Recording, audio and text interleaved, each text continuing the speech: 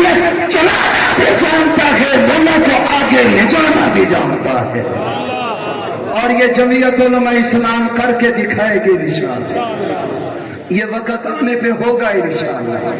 بس آپ سے اتنا گزارش ہے، چوک چوراہوں پر بیٹھ کر گلے نہ کرو،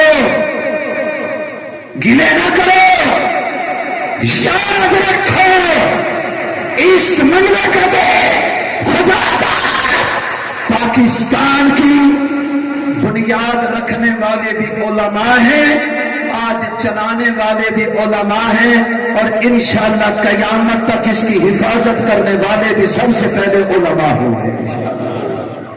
آپ ساتھ دیں گے انشاءاللہ، ساتھ دیں گے انشاءاللہ۔ آئیے جمعیت علماء اسلام کے پرچم کو تھامیے، جمعیت علماء اسلام کا حصہ بنیے، جمعیت علماء اسلام کے دامن سے وابستہ ہو جائیے۔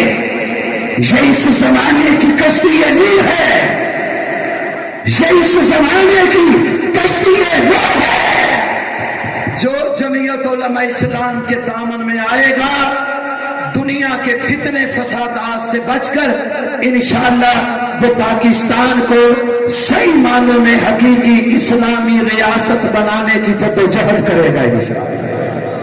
اور الحمدللہ ہمیں اپنے اکابر کے اوپر صرف اعتماد نہیں، فخر ہے، الحمدللہ فخر ہے۔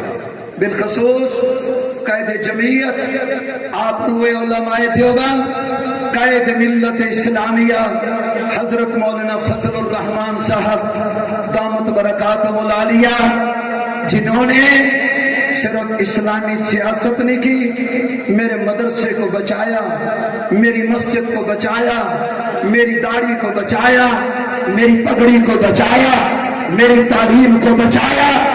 جب ختم نبوت کی باری آئی تو میرا 63 سالہ یہ درویش یہ سپریم کورٹ کے کٹہرے میں کھڑے ہو کر کہہ رہا تھا کہ آئے چیف جسٹس صاحب، 63 سال عمر میں پہلے کبھی عدالت میں نہیں آیا، آج پہلی بار عدالت آیا ہوں، ذات کے لیے نہیں، جماعت کے لیے نہیں، کام کے لیے نہیں، اگر آیا ہو تو مصطفیٰ کی ختم نبوت کے لیے آیا۔